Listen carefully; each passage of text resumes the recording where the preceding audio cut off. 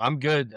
I think around 2 my time, so probably around maybe 1, but if we go further, it's fine. It's just around, like, maybe from 1 to 3-ish your time, hitting that window somewhere to finish.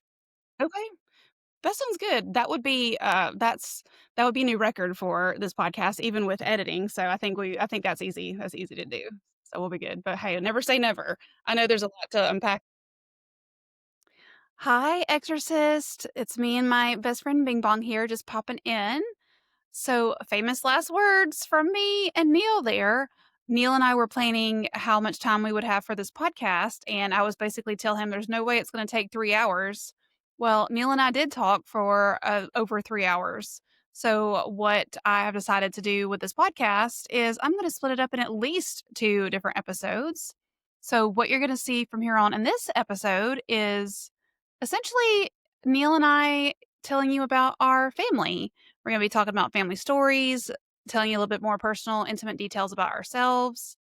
And then the latter parts of what Neil and I talked about, I'm going to cut up into at least one other episode. Who knows? Maybe I'll split it up into other episodes.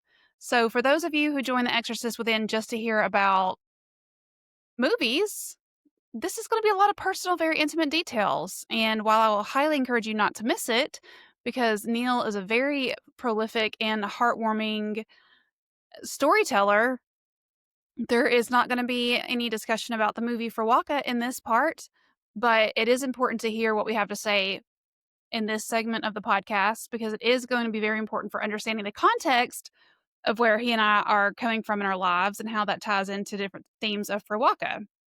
And so just wanted to let you know, what to expect for this episode and the upcoming episodes. Thanks for listening. It's definitely cold here, but I don't have a family to be thinking about either, so I got some outdoor kitties. I actually went and turned on their heater this morning, so that's about as much as I have to think about.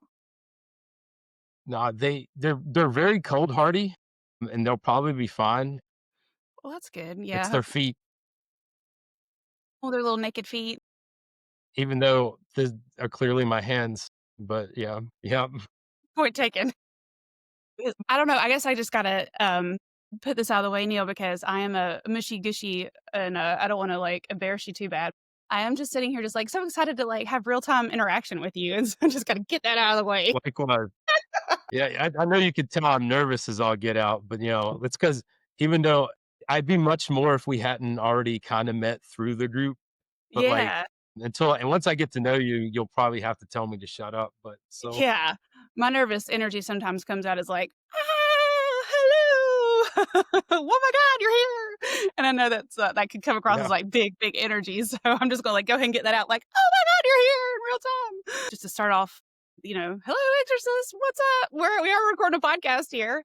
But for, people who maybe just were tuning in and getting started here, I know you, Neil, because we are a part of the Friends of Horror Weekly group because we often I've had some guests on from the group, and I often talk about the group because it's become so near and dear to my heart, both from a hobby perspective, but from personally, met some really wonderful people but you're from the group and we've talked both within the group and then some of the side chats, and this is the first time that we've met in real time to like talk face to face. So I'm just so excited.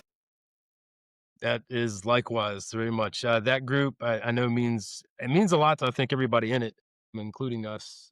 That I don't remember exactly how I got into I got into the podcast first, I think somehow, which I think is reverse for a lot of people. I think they'll hit the Facebook and not realize there's a podcast. And then somehow, he started mentioning that, and eventually I just felt like I owed him money. Like Yeah. like, because I binged much of it, and I'd been out in the field listening to it, and pretty much you all keep me company now, like all of, I call them the baby pods in a way. I think that's kinda wrong in some ways because I think Screen Divers has been going maybe I don't know what the timeline is, but I know he's kind of inspired others to crop up podcasts, and so I'm like, that's great because Yeah. throughout the week, I just go through, and as I'm out there now I'm, like, out there in the middle of the dark a lot, and, I'll just have that on to keep me company because 'cause I'll get them into the roost quick, and then I don't even have them out there, and it's just me and water kinda going, but Yeah. I definitely I came to the Horror Weekly podcast via, the Facebook page and then the group and then the podcast, so kind of, like, all backwards. I was definitely inspired to start my podcast, kind of seeing yeah, like, exactly, like, Screen Divers. I think they just had their anniversary or something, so they've been going for a while, and then a lot of things started inspired me to start this podcast, and I gotta say, Neil, like, you've been one of my biggest supporters from, like, day one and, like, very encouraging. Very encouraging. You always have such the nicest comments. I feel like, you really understand the voice that I'm going for on this podcast. It's like, yeah, it's about horror movies, but it's also like I really even coming on here, I'm like, don't worry about, prepping or being nervous because like I just want my really I just the voice I want to have on this podcast is just authenticity and just, just really talking about like the heart and just really going right for the soul of things. And, that's not what every episode is about and achieves, and that's fine. But that's why I was, like, so excited to have you on because I was like, "Oh, I feel like you're like, I'm having, like, someone who really, like, boosts me up and makes this podcast even possible." So, just another reason why I'm so glad you're here. You guys do all the hard work. I benefit from it, but you all do have your own unique voices. I think that's awesome, especially from the Manic Crew to the Screen Divers to you, of course, Horror Weekly, and to you all. There's a different feel, and they're all good feels, but it's like I get something different from each one of those experiences. So I think that's really exceptional because it just I mean, they all tend to, they dip in and out. Not everybody's doing horror all the time, but definitely horror comes into play much more so than I think other genres. So Exactly. I'm so impressed with how Screen Divers, that crew, their knowledge of movies and cinema is so in depth, and that's not me. Like, I'm definitely not like a cinema or movie guru. Like, I'm not able to go there, so I appreciate them for that, and I appreciate Manic Movie. They've got a bit of that, but they're so funny. Like, they always crack me up so much. yeah, I blush a lot listening to some of it. Yeah. I did on yours on the Antichrist one. I was like, oh man, I totally drew inspiration from Manic Movie Monday on that one. I was like, "I wanna be more like them, and I'm gonna make a podcast like them. I wanna be" so that was totally Manic Movie Monday inspired. yeah, I think you definitely I was very impressed with, I think, how outside of your comfort box you may have stepped on that one. And I was like thinking, I cannot do that. But I'll say through your podcast, I got a little bit more, a little bit less hesitant to even talk about sexuality and things. So that's all right. Yeah. I mean, honestly, a lot of this podcast too, because I said from the, get-go that, a lot of doing this podcast is to kinda give me myself a voice even of things that I've been afraid to talk about, and it's kind of in some ways, it sounds ironic or kind of maybe counterintuitive to it sounds a little bit easier to sit up behind a microphone and put it out into the world sometimes and have, like, personal conversations with people that aren't I don't know. So it's kind of counterintuitive, but it's like, "Alright, I'm just gonna toss it out there into the wind and see what happens." And so I appreciate your feedback on that because that's, a little that again, that's sort of like a little side objective for me personally. So I appreciate you saying that that was helpful for you too. No, I'm always because I do love hearing what folks exercise, so to speak, is a part of the Exorcist pod. So that's I'm like I'm thinking if I get the same effect out of it, or did I get something a little different? And that's kind of interesting to, was it what was set out to be exercised with, or did I draw something else from it? So Yeah, definitely. Who is behind you, by the way? I see a kitty. Ew. well, that's Twilight. Oh my goodness. I gotta She say, another is thing that I know about you, Neil, just from our interactions, is that you're such an animal lover. You have the biggest heart for animals, and I love that. Obviously, I'm a huge animal lover. Do you wanna just tell people about you? I feel like I'm telling people about you, the things I know about you, but do you wanna just tell people what you want people to know about you? I'm 45 going on 80. I love it. You sound like Ryan. Yeah, I've worked many jobs. I landed in IT. You know, started work. I went to the military straight out of high school. I won't go through all of it, but then like I've been like into so many jobs. Like I guess like most people, I like bag groceries or something. I worked at a Blockbuster, which was a great job, but I got tired of walking home at midnight. Mm. All that in high school, and then to go right into the army after and had a crazy kind of life there, a 4-year marriage that unfortunately didn't survive. Maybe some of what we'll touch on.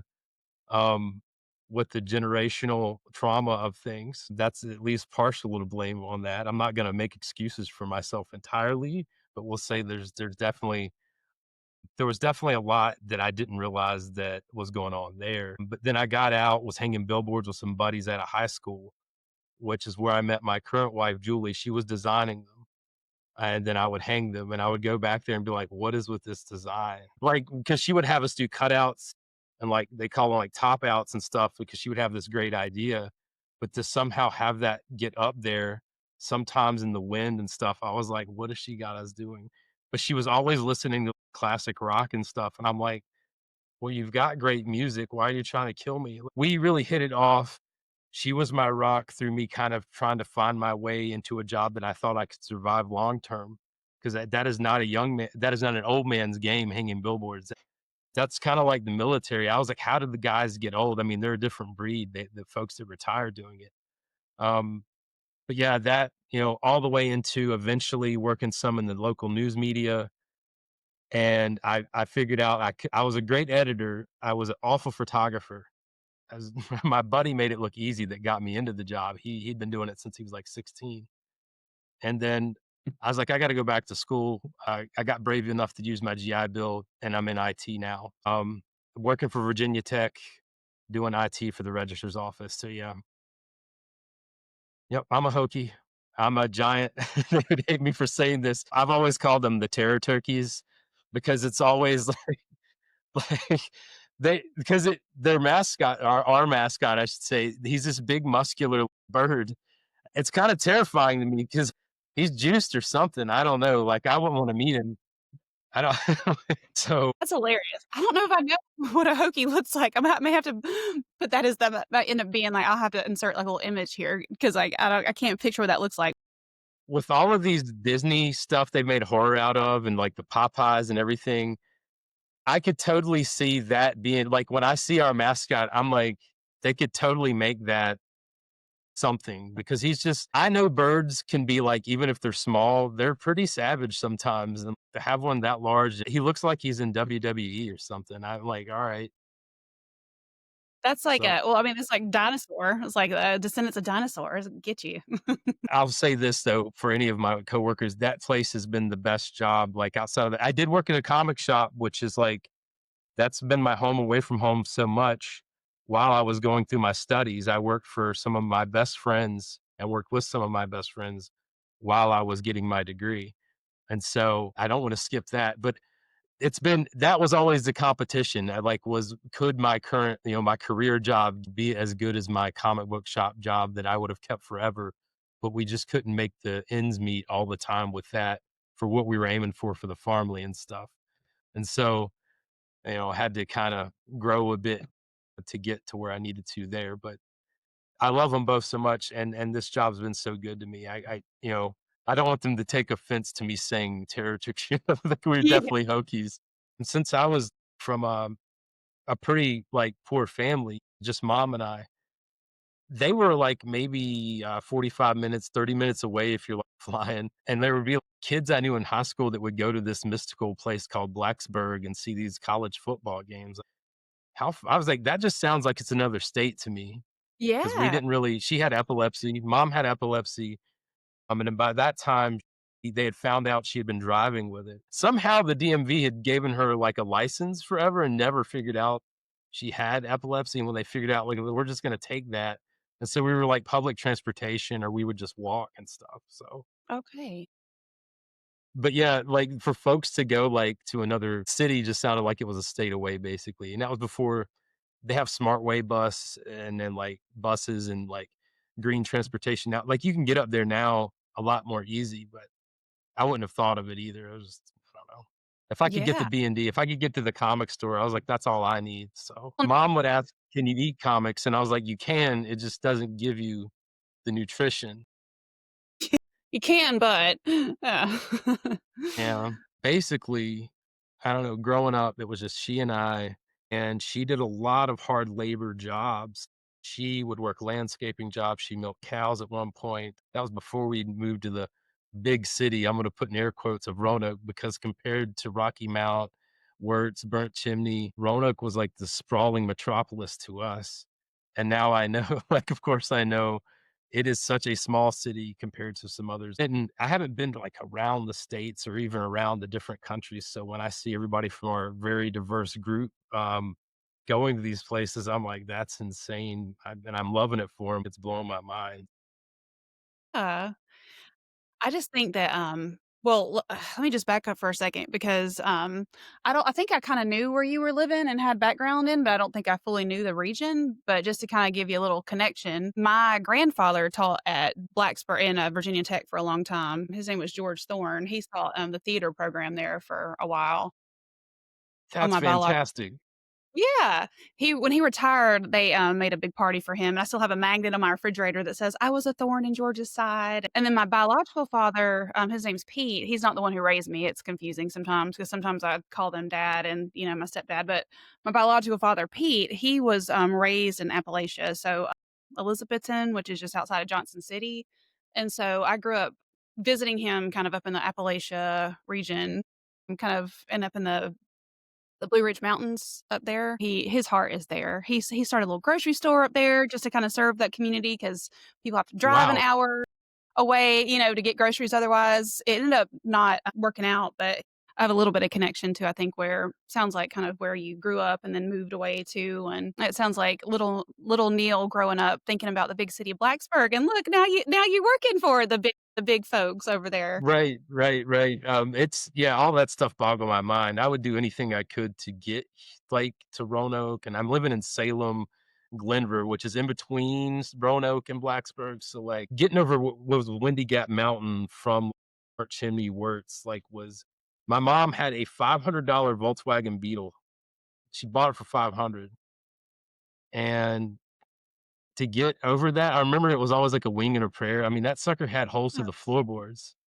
I would dangle my toys out while under the phone cords, like, while we went to, like, scrape them up and give them cool scars and stuff, and she would like, "Neil, stop that," and I'm like, "It's fine." She's like, "It'll catch the wheel or something." I'm like, it's like, Oh. "Alright." Poor mom. I was embarrassed of that car, like, going near our school and stuff. I would ask her to drop me off, like, down the street if she would take me, like, if I somehow had missed the bus or something, because I usually catch the bus, but I remember being like, "Alright, drop me." She's like, "I don't want you to get hit," and I'm like, "It'll be okay. It might be better than what happens if you pull up." I don't know, Oh my god. but That's so I funny. as an adult, I realized how much she was going through to make that car happen and stuff. Like, it was crazy some of the stuff she would do just to get us around. Like, even how I don't know how she was getting her license or getting around the fact that she had epilepsy and was able to drive. It was kinda nuts, but I don't think I realized it as a kid, but as I got older, when we got to the city and then when she couldn't drive, I was like, "Well, why not?" Yeah. I mean, she had those seizures a lot growing up, and since it was just she and I, that was pretty traumatic. Hmm. Yeah, for her, because she could hear everything, and so I'd be freaking out, and she would tell me when she would, come to, that the hardest part for her wasn't the seizure, it was hearing me upset, and she couldn't comfort me. We came up together. She would tell me that I helped her grow up as much as she was helping me grow up. It was kind of a wild thing. So, Absolutely. Yeah, it was just the 2 of you, that's all you had, and so she's in these moments of super vulnerability, but you're also super vulnerable having to support her through those really hard moments. That's incredibly tough, Neil. yeah, yeah, I mean, there's levels. As we talked, I've heard, people are you trying to say hi, Twilight? Hey, It's Twilight. crazy. She usually doesn't come in here a lot of the younger cats, because she's a senior. She was a feral cat that Julie Oh, we eventually yeah, she and her sister Smokey, who are with us right now, they were living over by where Julie works at, and they had a rabies outbreak with a fox that actually bit a kid at a daycare next to where she's at. oh, And shoot. so animal control was rounding up everything. And so Julie got them over here and quarantined them for like 6 months. We built these shelters out of like a gazebo we had that we made into a shelter so we could watch them and make sure they didn't have rabies. And then they basically started warming up enough to us to be somewhat domesticated and come in. Well, And the fact that they're friends now with y'all. I mean, that you have an ex-feral cat in there, that's amazing.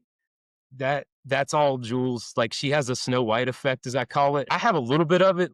I've always had a kinship with animals, but man, she puts me to shame with how her connection is. But I mean, it's good that she's working for the SPCA at Roanoke, the Roanoke Valley SPCA is where she works at. So Yeah. that's she really found her calling after working for Lamar because she was a graphic major. She was an art major and graphic design and whatnot. And that's how she got in designing billboards. But it wasn't, she'd been volunteering up at our little local zoo at Mill Mountain for like 10 years, like out of just volunteering. Almost every weekend, she was up at our little zoo helping them until she made some connections to a wildlife rescue locally here where I've also helped at this point with like osprey rescues and hawk rescues and ducks, of course, ducks, ducks and geese and all kinds of like squirrels, raccoons, like all kinds. But well, no, they can't help raccoons. They can't help vector species, unfortunately, legally, which is unfortunate. But opossums, they can help possums. So Yeah. yeah, Possums don't carry rabies because their body temperature is too low. it's very rare. I think it was like a century ago they might have had a case, but it's ultra rare. Yeah. Sorry, I'm nerding out on it. But No, no, that's okay. Y'all are my heroes. I feel like that's kinda common with a lot of our spouses that are not in the Horror Weekly group. I feel like I kinda know them a little bit, or at least enough about them, and I'm like, "She's so cool." And I happy birthday to her too. It's tomorrow. Yeah, it's crazy because we double up since I'm a veteran and I weird saying that. I did one enlistment. It was enough for me to know that I'm not gonna make it. I was like, yeah, I think if I keep rolling these dice, I'm in trouble." So, but she likes for me to celebrate it. She's proud of me. So Yeah, we'll do a thing. Like I've already kind of celebrated for myself this weekend, and then I make the day all about her. sure. So I kind of went out and did the Frankenstein thing and stuff on my own while she had to go to work, unfortunately. And so that was kind of my day. And now tomorrow I'm doing my best to try and make sure she has her awesome day that we do whatever. So Well, yeah. Neil, thank you for your service and happy Veterans Day. I'm so sorry I didn't even catch that earlier. No, That's the I civilian honestly privilege. thank you. That's the So civilian privilege I that I was had of not even being aware. I appreciate that. I really do appreciate your service. I mean, no matter if it was 1 or 100, I I was didn't do it. really good at the MOS, so the MOS or what it was in my actual job, so I was a generator mechanic, but they cross-trained me into, like, diesel and, like, tracked and wheeled vehicles because my first duty station didn't have a bunch of generators. So they're like, "We're not just gonna have you servicing 4 machines, we need you to do a lot more than that." So they trained me on, like, these big 5-ton vehicles. They trained me on, like, these ambulance tracked vehicles because I was in a medical company and basically supporting medics, and which was awesome. I make friends with females more than males usually. I always have since I was a kid. I think it's because of how I saw a lot of violence, and then I had a lot of violence at me, mostly male growing up, and Yeah. so it was easier for me, and I had more women, including my mom, stick up for me. So, like, I found that an easier friendship. But it worked out that as freaked out as I was by the military after I really didn't look into what I had jumped into, that my Mhm. first duty station was my first company was mostly female. There My was like goodness. 2 other dudes. So I had a lot of good friends that helped me, not freak out near as much as I would have, I think. So but they Yeah. were much better at it all, by the way. They were insanely talented at all. I couldn't shave. I would always, like, miss a spot. My boots, I could not get them the type of shiny they wanted them half the time. If it was like some angel had visited in the night and put an extra gloss there because so, yeah, I was really bad at the, show of being a soldier that they want, the presentation. I was really good at running. I was I was bad at marksmanship, but I was really good at being a mechanic too. I'm good at troubleshooting, and those skills oddly have carried over into IT. So it all makes sense into if this piece isn't working, then it could be a symptom of XYZ and go from there. Oh, Absolutely. Yeah, running it down till you found the root cause. Yeah, I love yeah. how real and the perspective you have on yourself and your own life is like, "Hey, this is my strength. This is what I'm good. This is what I'm not good at, and this is how I know that this is where I know I can get Oh, it support." learned me. It was going to show me. Yeah. I would have moments where I'd be lifted up by this hand, and then sometimes it's like, well, here's the grit of the ground, and then you go. So Yeah. it's like, okay, but that's just life for anybody. Like I will talk about some things that are tough and are tough to me, but in no way do I think I've had the hardest walk in life. I'm not trying to give up.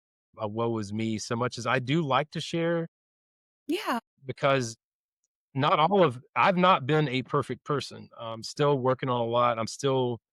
I've had a lot of anger issues that Yeah. came from being to going into environments that I had no idea what it would do to the trauma that I some of it I wasn't even aware that was there.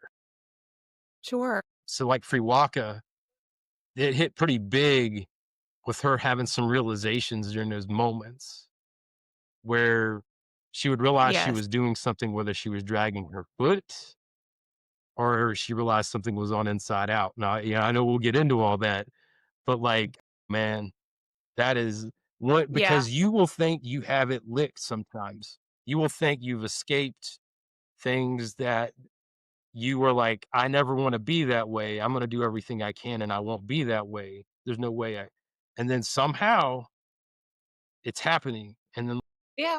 that is horrific. And Yeah. the way everybody performed in that movie, the way it was directed and shot was incredible because they you could tell that either a lot of the team or all the team had some insight into that. It was like they all had some experiential trauma Yeah. or have had folks in their life they've had to support through it, something like that. Yeah. Yeah. Well, Neil, first of all, I just want to say I'm just already just really shout out to the ladies and all your team in the military that just and your guardian Oh my angels gosh. that just and happy Veterans Day to them. That's amazing. I love that story. And I know there's a part of me that's super curious about your anger. I don't know if you've seen Inside Out. It's one of my favorite movies ever. I keep my little anger guy right here because I love anger is a healthy emotion and it's meant to protect you and it's got a purpose. Intent and impact are two different things. And so I just Without want balance. yeah, balance. It's all Yeah. about balance, right? It's got a place. I have this I don't want to call it a problem, where I do kinda get down on sometimes and I'm in a much different place than I was even, like, 2, 3 years ago when I think about my own trauma, my own history, of, like, "Woe is me." Sometimes I'll remind myself it's not the trauma Olympics, it's not a comparison game. Can recognize I can recognize my privilege, right? Like I have so much privilege growing up in the United States, being white, being, all these things that make it already, I've already got like a leg up ahead on so many people. And there's so many things I didn't experience compared to other people. And, our experiences did profoundly impact us. And that's true too. It's like a yes and. And so I think I just want to take a moment to honor all that, the full spectrum of life, and experiences. And I will say, and, again, you've already kinda talked a little bit about your mom, and we've talked a little bit about our moms before, and I know that you had a pretty also strong reaction to this movie, and we have talked about some similarities between our moms. Also knowing that, you just are such a compassionate person, and I think, again, kind of we're gonna talk about this, kinda where this movie goes is it kinda comes to this place of, like, passion and understanding. I thought of you, I was like, "Oh, I just think that you'd be the perfect person to have this conversation with," so It's an honor. Like, and I appreciate you thinking about me. It's weird to say. It's like, well, yeah, I messed up, and definitely a good pick. So not like that's a weird way to put it, but no, I've had some trauma, and I deal with it. I'm always dealing with that. I don't that passenger of sort.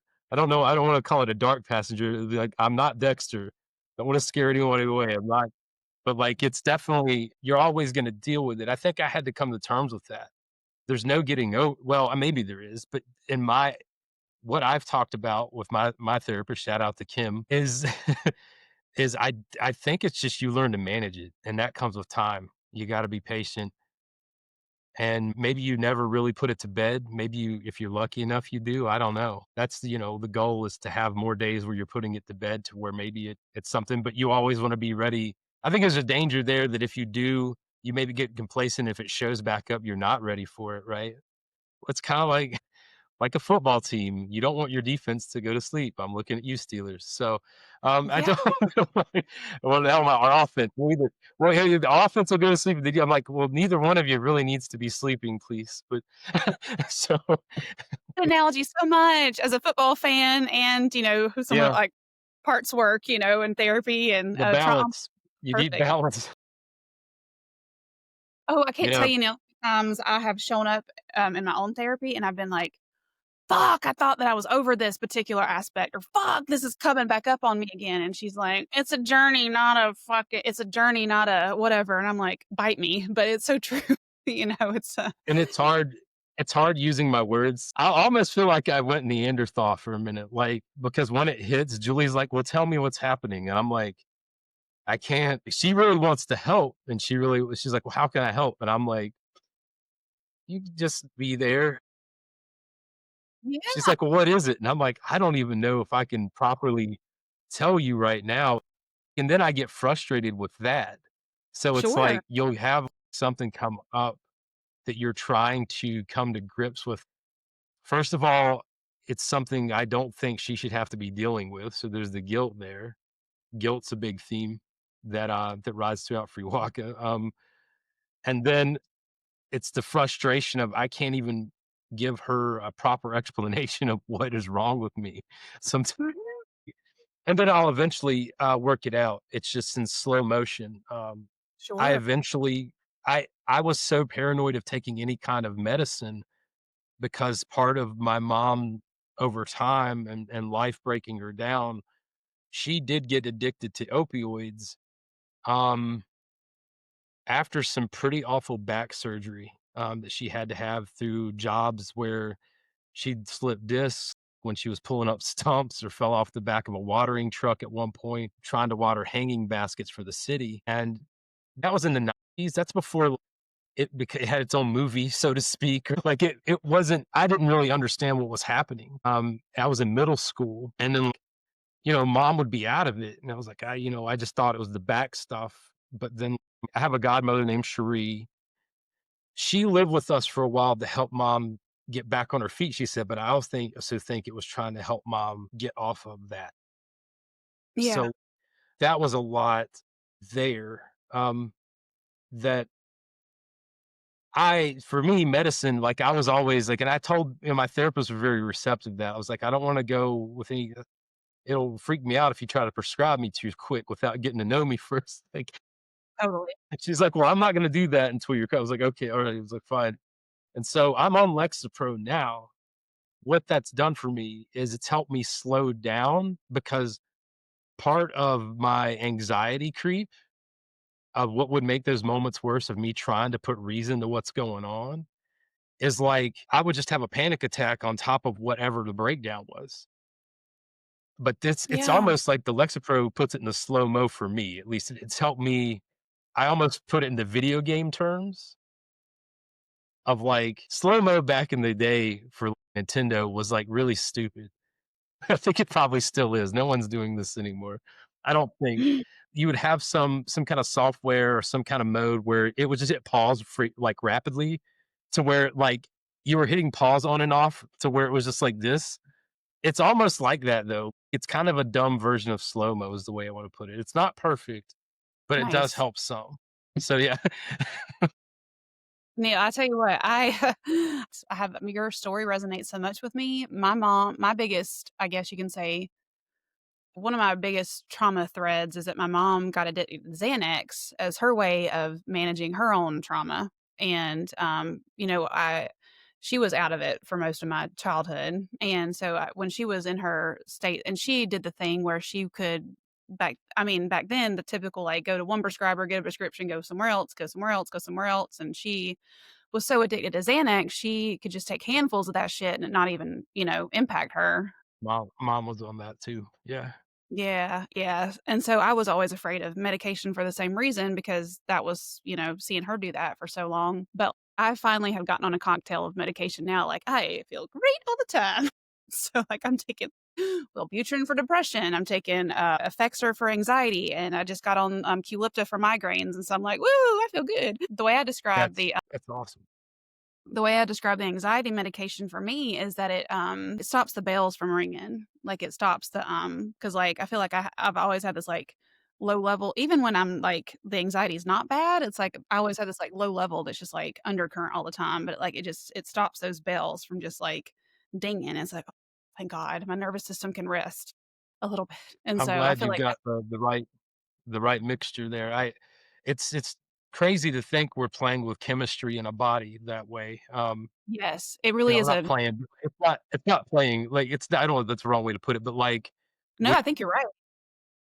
it's we're try we are trying to balance it. We're trying to balance the chemistry in someone's body. This is where it might be off to make these things more extreme for someone who's just not happy, and for whatever reason. So it's Yeah. just yeah.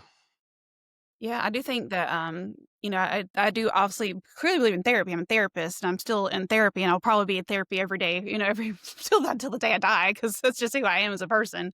But I do think that, biology and brain chemistry is also a thing, which I think also plays into this theme that we're here talking about today, this generational trauma aspect that, stays with us and is actually in our DNA, in our biology to some extent.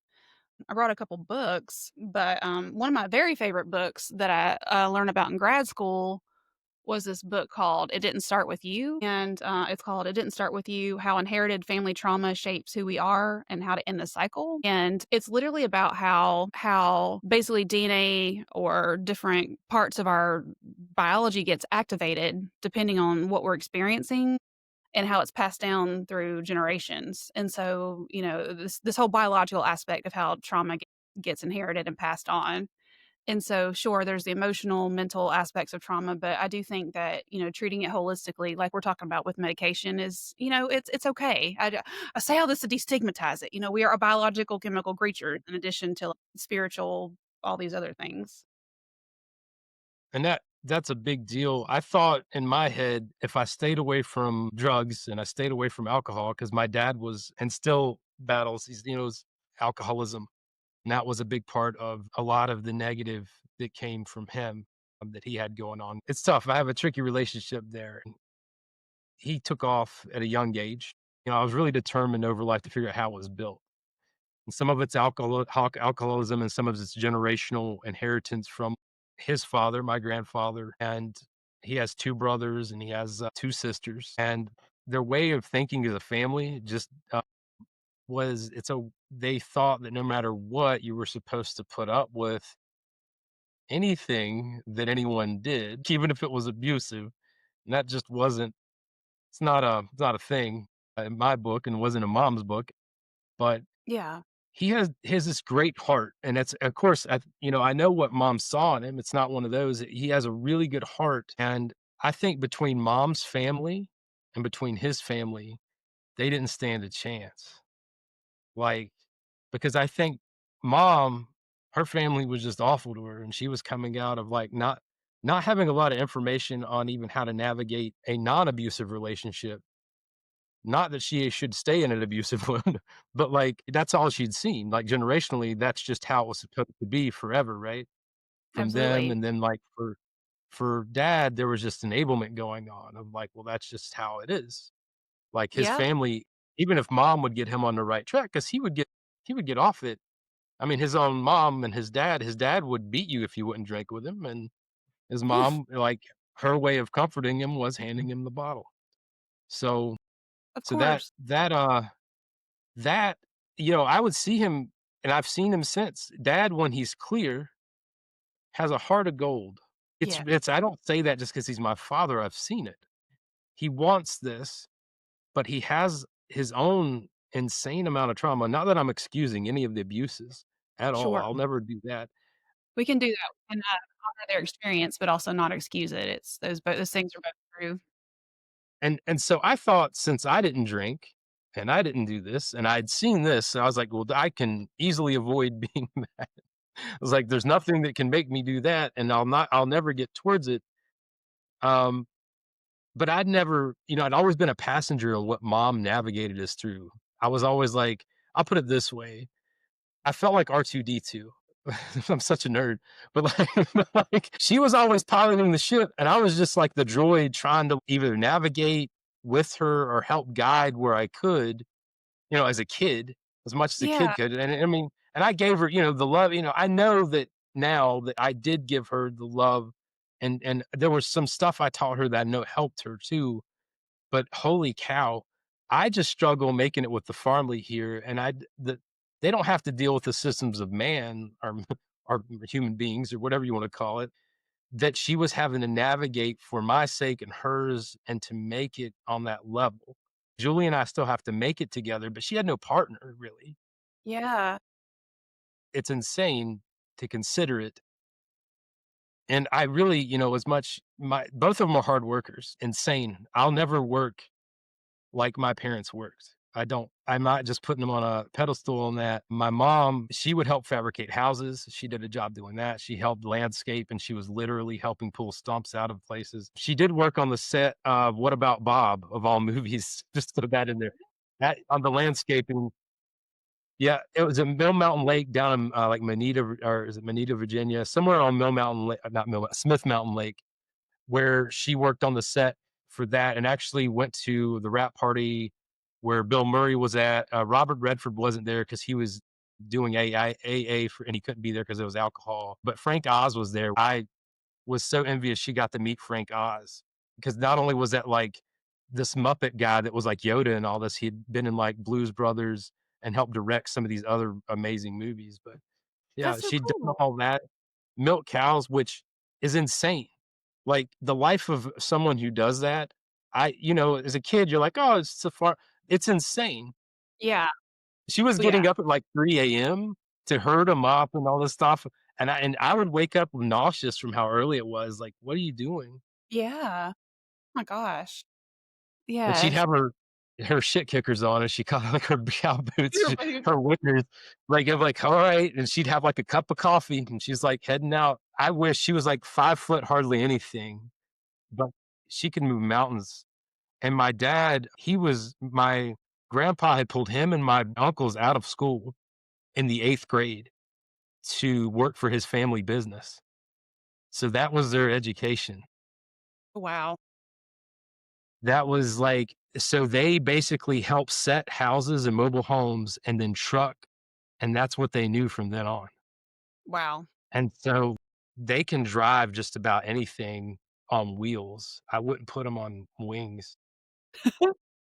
They were pretty good on water, my one uncle is at least, but yeah, I don't have a close relationship with any of them. My dad, it's weird because I know him. Yeah. There are things that I just start noticing that are so similar about my father in that way. Our mannerisms, I'll have to share a photo with you of how eerie it is on our appearance. I got this gap. You could make 3 points if you got between it with a football. We both have that, and then, like, I kinda have mom's nose, his eyes and stuff. It's really weird, and then we have similarities of, like, how we get upset, which is Yeah. where the danger zone is, Yeah. but it's almost goofy because, like, it until it gets too far, until the balance is lost, like, because we kinda move in, like, a Mick Jagger-esque way. It's almost like it's a little too hippie. Like, well, I Yeah. don't mean, like, hippie as in peace, love, and whatever, as in, like, our hips are too into it. But he doesn't realize that. He's so redneck. And I'm like, "That's so weird," because he'll make his own cutoffs. He's got, like, cutoff shorts that, like I'm like, "What are you?" And I'm like, "Have you watched Dukes of Hazzard? Which one do you think you are? It's not Bo or Luke. It's not even Uncle Jesse. I'm telling you which one you are right now." So, it's not even it's not even like and he That would is so stare at me. He's like, "Boy?" And I'm like, "What?"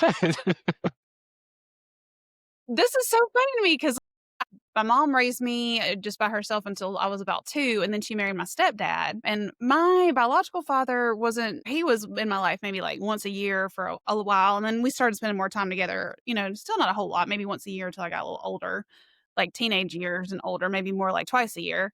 But she would tell me all the time, "You're pitching a Pete fit right now," or, "You looking just like your daddy right now." But she would tell me I would pitch fits or, act up just like my dad, like my biological father, and it wasn't until he spent, quite a bit of time with me earlier this year, and he would get activated, and I'll be like, "Oh God, I see it," which is crazy because I never spent time with him, but it's just again, it's that genetic thing that you just don't miss. It just don't miss. It would that is so crazy. My mom would do about the same thing, and then it's crazy because I watched a lot of wrestling growing up, and I still occasionally dabble, and Macho Man, Randy Savage, Oh God. when he would do his thing, my mom would go, "That's what y'all look like." She's like, "That's what you and your daddy look like when you get upset. And I was like, what? But he does. My dad has more of the look because he's more like now I'm all dyed up and stuff. He hates this stuff when he sees it. But he's like, what did you've got beautiful natural hair. What do you do? That's why I'm having a hard time picturing your dad come, like, next to you because yeah, Right. 'cause of they have this, like, cool, rocking look, and I think the Dukes of Hazzard's cut off shorts. It's just such a That man's vanity has almost killed us. Like going down the road, he will stop, take his hands off the wheel, and look at me and go, "Boy, how's my hair look?" And I'm like, "You need to drive." oh, no. Like, this is when I was too young to take the wheel too, so I'm like, "No, Oh my looks god. great. Let's It's not that big of a deal. I've still got Nintendo games to beat. You gotta get me home." Yeah, exactly. There's be more life to live. Oh, man, that's funny. What's your mom and dad's name, Neil? My mom's name is Sandra, Sandy, everybody called her Sandy, and then my dad's name is Ray, and so what's crazy is he's James Ray, I'm James Neal, we both go by our middle, and then my grandfather was Jesse James Rickman. Everybody in the family walked his line. It was the most surreal thing, and I'll tell you 2 stories about him as we get into the ancestral trauma here, and I'm gonna mess up words. I slur words, 1. When I try to say shoe and peg or peg, it's gonna sound like pig. It's gonna get me Hey, mad, and then when I I'm gonna try mess up I'm gonna mess up these and Irish names. it's Me trying to say I any can't kind of, even like blame the region, it's just me. well, me too. I don't talk good because I got a heavy Southern accent, and then you start trying to throw in something that's, not English. No, it's just it's don't worry about it. I'm the worst. My Southern when I listen to tapes or videotapes of myself as a kid, it is almost comical how Southern my accent is. I mean, I've lost almost all of it, but it's still there. But it's still it's comical. As I get more tired, when I get, like, if I if I get more sleep deprived or exhausted, it comes out more, Yeah, and it's not like I'm not, like, trying to mask it, but it's weird how it'll just come out, same. Yeah, and in the Army, it happened a lot, and I would get joked on because we were exhausted a lot, and totally. they would go, "Damn, Neil, you country," or Rickman, they would, of course, rally, "Damn, Rickman, you country." I'm like, "All right, y'all," like, "Yeah," like, whatever. That, and they could tell by when we eat in the DFAC when I would go and I would basically fit half my meal onto 1 roll and just eat it, Of course, and they would stare, they would all look over, and I'm like, "We're supposed to eat fast." fish it, man. It's a fish it. I don't know if you can see my name on the screen there, but my nickname has, always been James to my closest friends, or Jamesy, so there we go, we're all James. That's awesome. But no, the stories my grandfather, I think I rode with him once in a car, and we were riding somewhere, he wanted to take me for I don't even remember, that was an odd time. He gets pulled over in Boone's Mill where he lives in Boone's Mill, Virginia, or did, he's passed. The cop comes up to the window, and I kid you not, goes, "Damn, Jesse, I'm sorry, I didn't know it was you." Okay. My grandfather replies, he knows his name, he calls him by his name, "Do you realize" he's like, "You're making me late for the race." And because that's like a religious thing for him. He was like, "If I'd have known it was you, Jesse, I just saw a kid in the car and all this. I didn't know." He was like, "All your kids are grown." He's like, "This is my grandson," or whatever. And they're like, I was like, are we finished?" And they're like, "Yeah." He basically told the cop what to do. So I knew there was Right? something going on, and at least in that area, like in that region, there was an understanding, and it that added an extra. I knew all of my family feared him, and I was extra on eggshells around him because of this.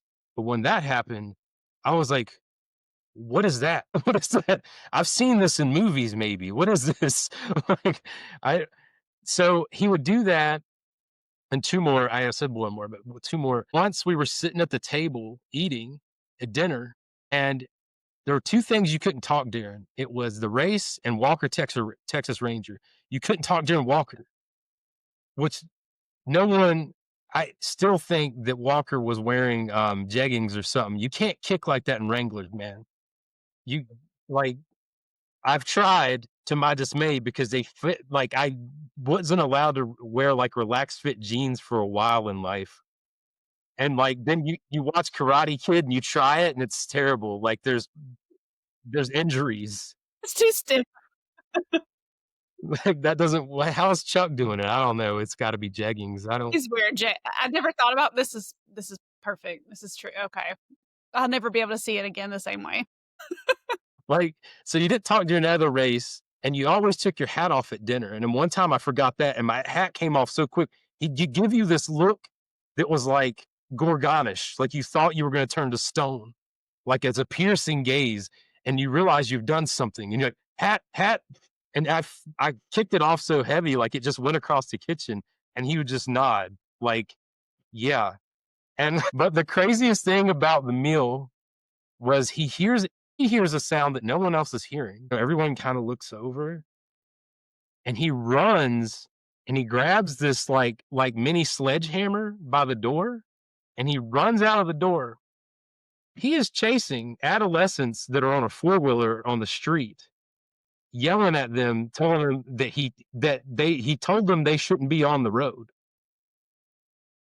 And then his wife, or at the time, Valerie, she's like, "Jesse, come back." And I'm like, "He's not coming back. He Hang on won't a come minute.